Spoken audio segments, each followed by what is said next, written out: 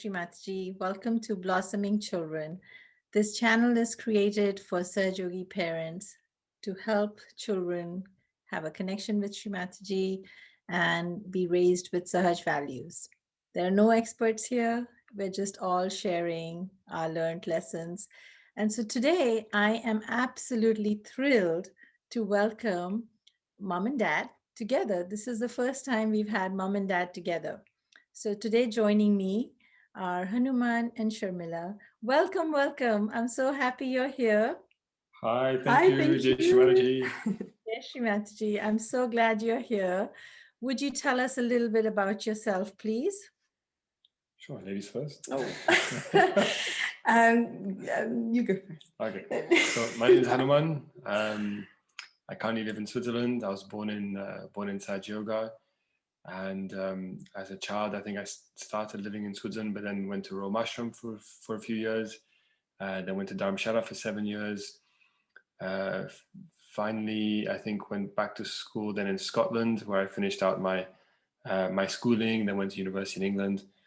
I currently live here in Switzerland, married to Sharmila since a few years. We have two daughters, Arya, Leilani. Arya is turning 7, Leilani is turning 5. And yeah, I think that's about it. Shall? Yeah, I was born in the UK, and actually I had no Sahaj schooling. I was just schooled in a normal school. And yeah, then we got married, and now we're in Switzerland, as you said. That was the fastest. I was born, I was married. There's nothing in between. Okay, it's all good. It's all good. So you mentioned you have two daughters, and what has been something that is very important to your family? What has been something really important to you to raise them with supporting their spiritual growth and a connection with Shri Mataji? What have you tried? What have you found that is like the one important thing that you want to do for your daughters?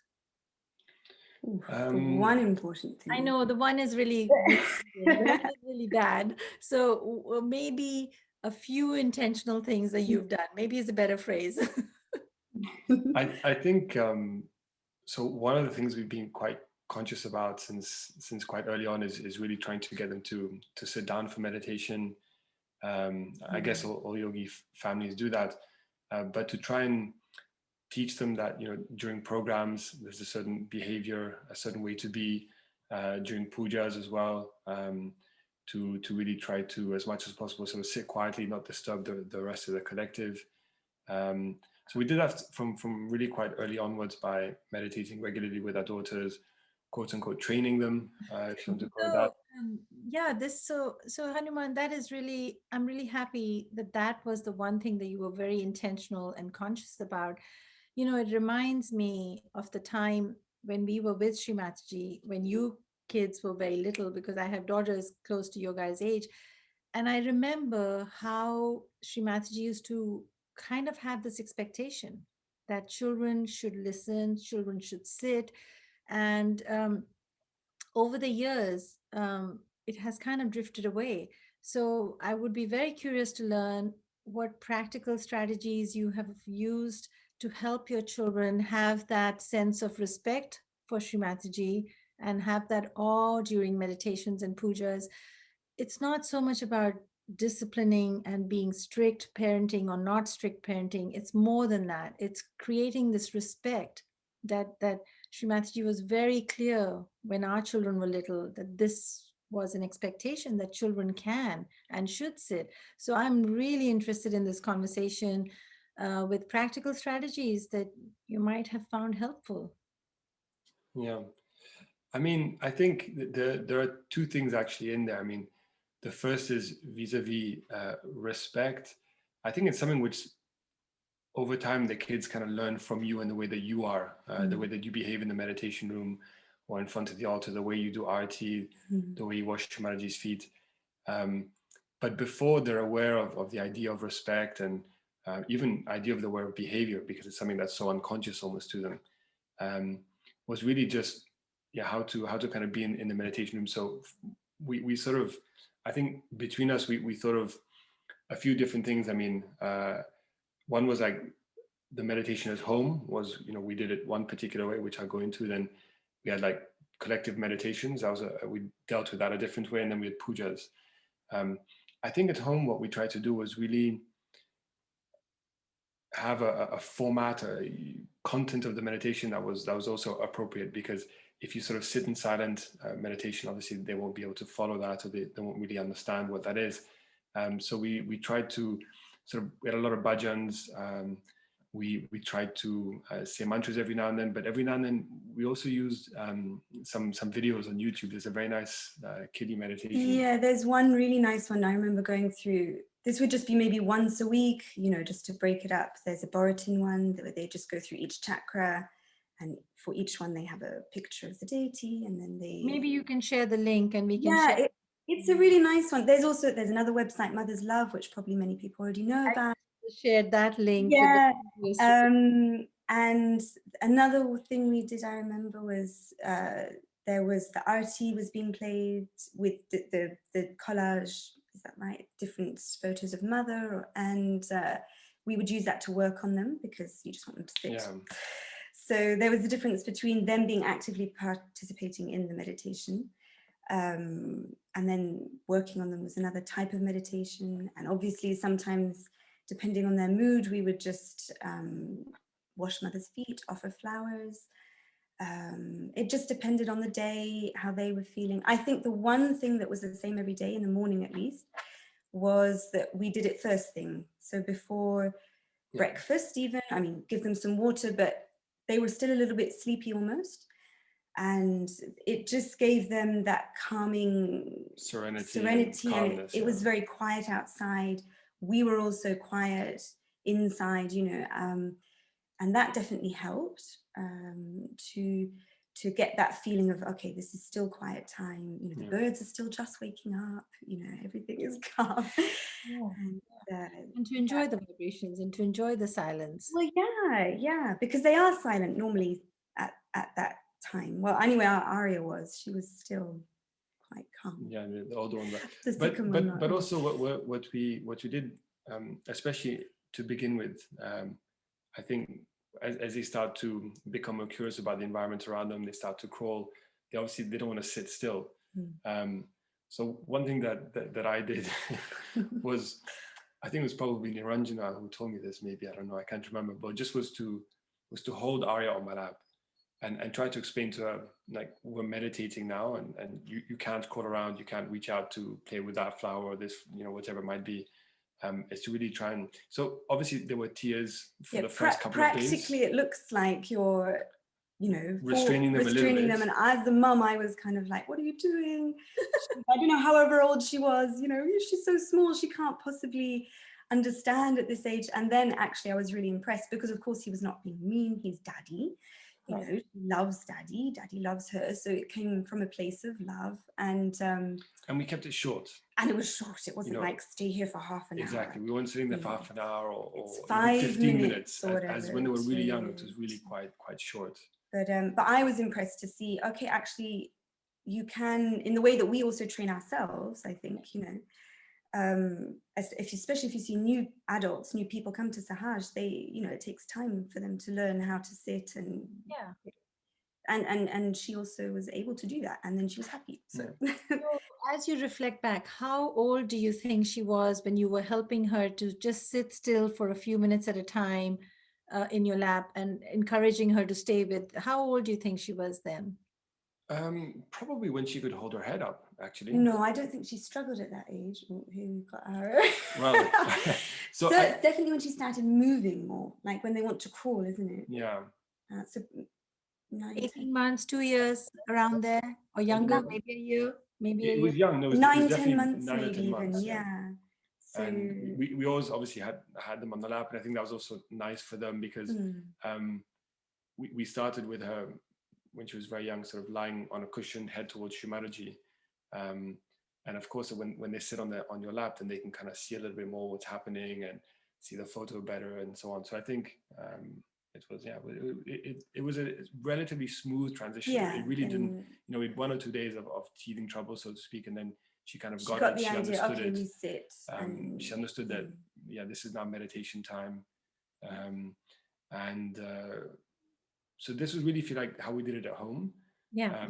And we could afford to tell her off if she was doing something that she wasn't doing, that she wasn't supposed to do, or she was misbehaving. But in the program situation, we sort of thought quite consciously, well, you can't, again, train your child in a program situation because you're going to disturb the whole collective.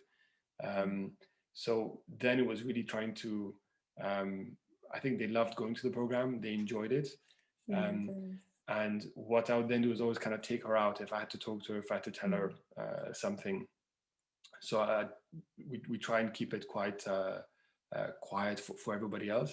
I think one thing we always did, and the Swiss collective might or might not have appreciated, I don't know, but we came late to every meditation purposefully. Yeah. So, you know, the meditation is maybe like an hour and a quarter, hour and a half. Which is mainly watching mother's speech. So yeah, so you have like a meditation to begin with, and then there's mother's speech. And we would always come half an hour, 35 minutes late, sometimes a little later, because we just knew that, I mean, you can't sit with a 1-year-old quietly for an hour and a half. I mean, maybe you can, but it's more challenging. So we kind of always came a little bit late. But then the flip side, the advantage of that also is that because we came late, when you come in, there's a certain aura, there's a certain atmosphere in the hall. And I think it was almost instinctive that they were quiet, they were very calm. We would try to sit as much as possible close to the front. Again, sorry to the whole collective if we disturb them, but you know, we try to sit close to the front because then also they get this sense of kind of everybody looking a little bit in their direction. And that's probably when they're a little bit older, though. Maybe when they're a bit older, and then so it helped them to be calm, helped them to be quiet, and it sort of came quite naturally. Again, there are a few programs I had to maybe take her out, speak to her, and then I'd come back in, and if she'd make a noise again, sometimes I'd come in for 10 seconds, and then I'd be back out again. Yeah, I remember 1 or 2 in particular, I think, when you were doing that a lot. But then again, she understood, settled down. Okay, this is, and of course we bought little things when they were very small, like a little soft bag with soft things that wouldn't make any noise when they're, I mean, when they're really little. But I think from the time when they could sit up, it was really about, of course they play with your bangles or, you know, whatever, all the usual stuff. But it was like, okay, we're not running around, we're not moving, we're not going from, you know, this side of the hall to that. It was like, you can, you know, you can be quiet. Obviously, if you can get them to look at mother's speech, that's amazing. But you mentioned several points. I just want to recap what I've heard in case I've missed something, just, you know, remind us. So you were very intentional with the age appropriateness at home. You didn't make it very long, and you were using the time at home that this is what we do as a family unit. So you were very intentional doing it together first thing in the morning. But then also what I heard you say was at the center, you were being very respectful of her and doing the conversation, the redirection conversations privately.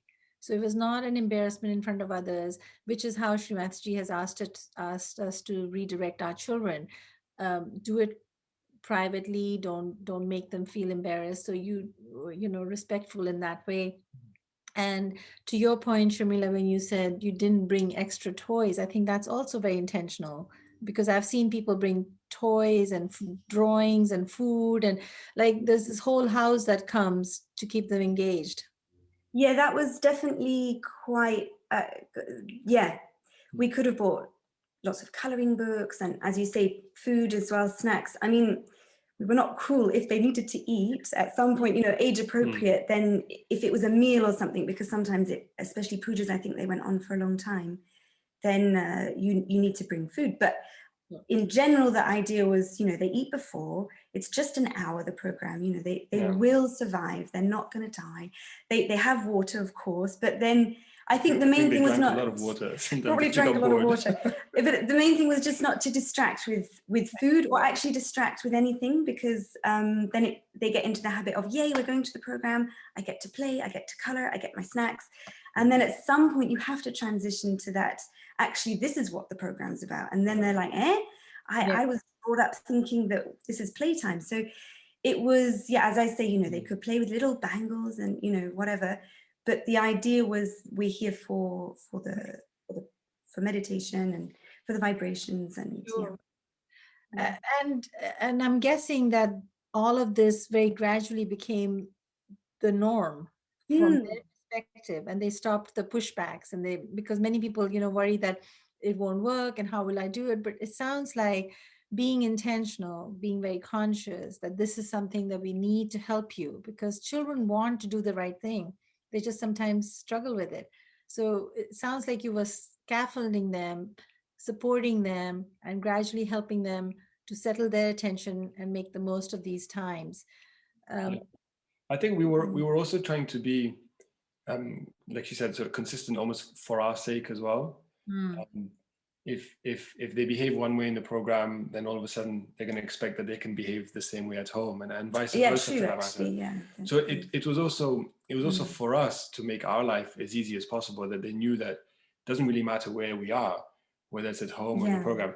We changed the way we were, but as far as they were concerned, it was the same thing everywhere. The same kind of home, puja, or program. And but there were definitely times, like, if we didn't push it too much, if they'd had a bad night or they were teething, or then maybe we just wouldn't go to the program. Like, that's you true. know that it's just going to be, you're all going to get stressed a bit. And there were times, it actually reminds me of another point, was like I'd never really let Arya lie down either, because sometimes also during mother's talk, I mean, let's face it, as parents, you want to meditate yourself as well. And I think it was something which I never wanted her to kind of get into her head, that, okay, now that Shri Mataji is talking, let me just lie down, maybe go to sleep, or kind of stare at the ceiling, and then when it's over, I can go and play with my friends.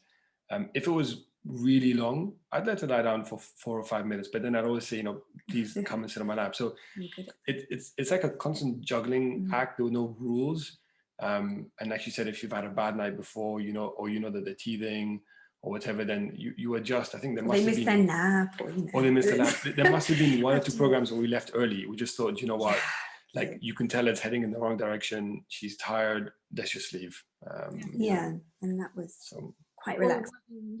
The 2 words that are coming to mind as you're describing, consistency is key. Messages are not going on, but also being very responsive in your guidance, that, okay, today is not the day to push this. You've missed a gap. So really understanding their needs, being responsive, but yet guiding them. So beautifully and gently done. I'm just so happy that you're sharing these very practical tips, So another thing, I think it's interesting, what we also tried to do, just with respect to practical tips, I think, was to kind of split a little bit between mommy and daddy. If you have that, if you can, of course. It got a little tricky when number 2 came along, or rather not tricky, but just different. But I remember when Arya was younger, especially in pujas. So I'd always be sort of with the musicians, and she'd always sit with me for Shri Mataji's speech, and then she'd kind of go back to mummy. I think for her, it maybe created a little bit of change in the puja, but then she also knew, okay, mother's talk was mother's talk. That was the time to, again, the consistency side. The consistency side, but then for the puja, to be with mummy, but then it's a more interactive part. So she gets to go and wash Shri Mataji's feet and place flowers. And then you have the bhajans, and also encourage them to sit with the other aunties who are in your vicinity, not like running around, but they love sitting with other people, grandparents, and taking that opportunity to use other people, and get them used to the collective. But we had a rule again, she wasn't allowed to just run off, because it was in that aura of kind of respect, and this is a puja, but we're enjoying, it's a joyful experience. So letting them enjoy the vibrations without making it feel miserable that you have to be like this, but also having clear guidance and expectations that, okay, you can sit with somebody else, but it's still not a playtime. And you're right. I think when we engage children in the puja actual prep and offering, they want to be part of it. Oh yeah, they love that bit. They love it. I mean, before COVID hit also, but they used to love going to pujas, but also to the programs. They'd be excited about going to the programs. I don't know if it was stay with their friends Yeah. after or not, but they used to at least enjoy going, and Yeah. I think it was fun for them. Yeah. And was it easier with the second one because you kind of had laid the groundwork with the first one? Did the second one just slide in, or did you have to go back to base and build her up again with that It was stamina? easier with the second Mm. one. Yeah, I think it was Naranjana again that said, get the first one right, because then the second one will follow. Just follows, exactly. But so more or less, honestly, it was quite like that because she looked up so much to her big sister. I mean, there's 2 years, but Hmm. already, by the time she was more conscious, the second one, of what's happening, it was a big deal to see her big sister, being good and sitting there with her hands out. And Mm. I mean, and they're different personalities, so for sure, you have some ways you've got to adapt, you've got to change. It doesn't always work, but the path was made a lot easier. A lot easier. It was already there. Yeah, and thank you for mentioning that every child is different and one strategy may or may not work for both. That's real, right? And so, but your objective was clear, your goal was clear that we want to help the girls make the most of this time, and that didn't change. So, the path was there, but you modified it, but the goal didn't change. We did. No, yeah, it was. Arya is a very obedient one. Leilani is the one who challenges a little bit more. So it Monkey. could have been different. Yeah. I think once maybe with Leilani, there's that sort of that book of stories of I don't know if it's How to Be with Children. I think it is that sort of that booklet with recommendations from Shri Mataji. Raising children. Raising children inside yoga. That's the it. Classic. And there's that story about one of the kids who didn't want to meditate, and some auntie or uncle was trying to get that child to meditate, and then Shri Mataji sort of had a used a teddy toy. bear or toy or some sort of a stuffed animal, and what she did was basically kind of tell off the animal quite strictly in front of the child, and I mean, the way I interpreted it was sort of like saying, how are you behaving this, and now sit properly, put your hands out, and then you put the stuffed toy down, and the child kind of hears you telling the toy off and sort of wants to sit. And so I did that a couple of times. I won't say it worked every time. Yeah. But when they're younger, definitely there were one or two instances where that worked. So that was another trick. Yeah. Isn't it amazing that so many years ago, Shri Mataji was guiding us and giving us the words that we are still using and applying to the next generation. And really, this is why this project got started, how to help the next generation who hasn't seen Shri Mataji to have a connection with her, to have a relationship with her, with vibrations, because they are so blessed and we are so lucky to have them in our lives. And I love this sweet story that you just shared, that she was even guiding us using animals, stuffed animals, to help the children. Yeah, no, for sure. Yeah. I think what we, by trying to have a lot of talks, but what we've done, I guess more recently, I don't know, it should have been obvious, but for some reason it only kind of occurred to us relatively recently, was from within the talks. If you look at, there are some speeches where maybe at the end she's giving toys to the children, or maybe she's doing something like it could be giving toys to adults as well. But there's some things where they see a little bit more of Shri Mataji's personality, if you want. They see a different side, or sometimes even just trying to select certain talks where she talks about Shri Krishna as a child, or Shri Ganesha, and it's quite amazing because every now and then in a meditation, the girls will turn around and say, "What does this mean?" or "Why did that happen?" or "Why did this?" And so sometimes, half the time, they are probably just daydreaming. I mean, we're trying to create a habit which will hopefully turn into dedication later on. But sometimes they really do tune in and they're listening intently to Shri Mataji. I think she's a real person for them, like I always remember when they were a bit younger and they were offering flowers, and when we offer flowers at the photo, we tend to do it facing out so that it looks pretty, and they put them all facing inwards, facing mother's feet. And I almost wanted to go and kind of turn them around because I wasn't used to. And then I thought, oh no, that's so sweet. They're giving it to Shri Mataji. Like it's much more. It was just so sweet. It was from the heart, like I want Shri Mataji to enjoy these flowers, so we're putting them towards you. And I've seen children do that, and it's a very sweet gesture. It's so sweet, and sometimes we're conditioned a bit to think this is how you do it, and I think even that they do talk about as well. I wish we could see Shri Mataji, and that's so sweet. Yeah. So we are almost out of time. These conversations go so fast. it feels like it's, but you've given so many sweet nuggets, and I hope that, people can find it helpful. In closing, do you have any advice for parents who have younger kids than you? What could, keep one thing in mind, or one nugget? I mean, you shared so many, but any last words of wisdom that Um, I mean, so I can think of a couple of things. I mean, what worked for us might not work for you. So just try to be flexible, keep it interactive, keep it interesting. Because that's the key. Like if it becomes a chore to meditate, then it's sort of the beginning of the end. Um, the other thing that I would maybe suggest, and it might be, I don't know, controversial or however you want to look at it, but is that very often mothers sit together, or they get all the kids to sit together, and especially when they're younger, we found it really helps to actually sit separate, because it's not that the other kids are bad or yours are, any which way. It's just that the kids like to play with one another. And it's impossible to kind of stop them chatting or swapping something or another, or just kind of leaning over. And so by keeping them a little separate, and not having all the kids together, you're able to at least try and focus their attention a little bit, because when they're all together, it's also unfair to expect them to keep their attention. It's just impossible. So the easiest thing is just, rather than kind of fighting a bunch of kids that, and trying to get their attention onto the right place, is just to sit separately. If you want to sit together during the main part of the puja, fine. But for the bits where you really want to try and get them to be quiet and to pay attention a little bit for mother's talk, specifically was for us. We tried to then just sit separately, let them have that attention. In some places, they take the kids out for mother's speech and let them kind of run around. We're not at that age group yet with our kids, but I think for me, I would say maybe try to avoid that, because then again, you're starting a habit. Yeah.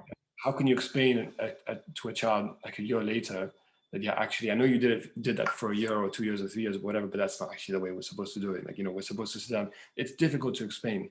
So consistency as well. I think consistency is the biggest, and also remembering that everything's a phase. It's that, that mantra, and they do go through different phases, and it is really hard sometimes. And sometimes you come out of the program thinking, what was the point? But actually, for you, maybe it was, but for the child, they always get something out of it, and they just absorb those vibrations. And it can feel really hard. But also, I think for me, I was a bit too worried about what people were feeling around me, and to much less with the second one, to realize that, people have had children, they understand. Normally, there are a few that, are a little bit like, older, maybe they've forgotten, but generally, people are very sweet. And if you're comfortable, the child will be comfortable.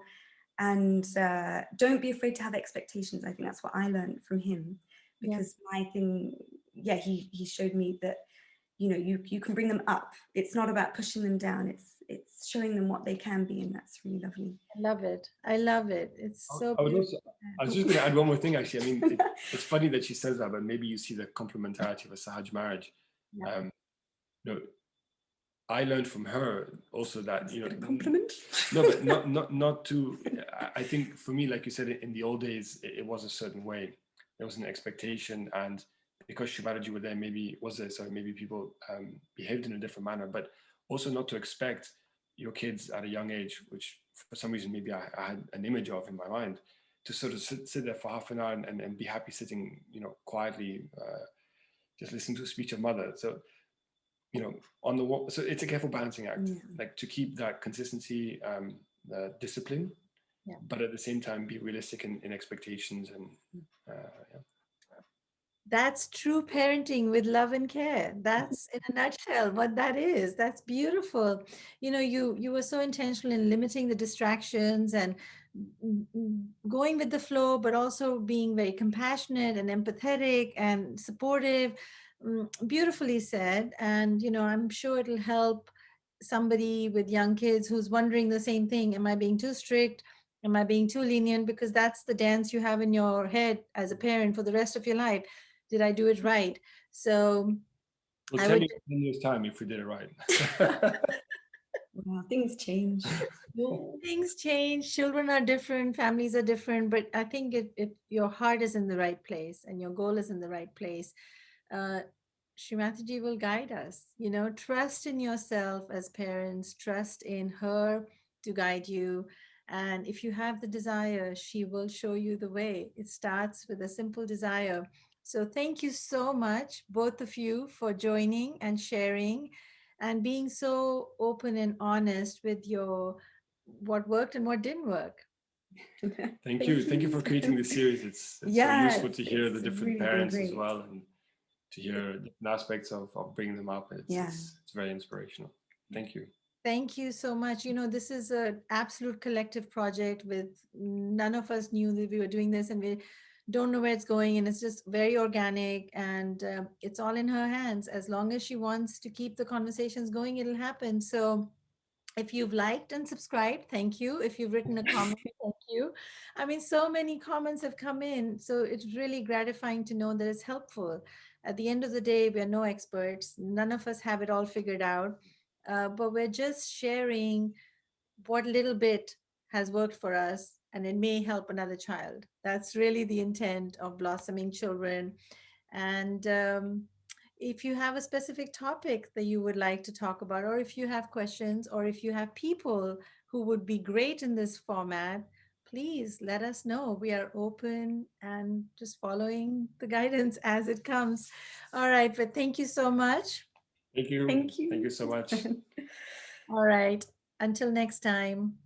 Take care. Bye bye.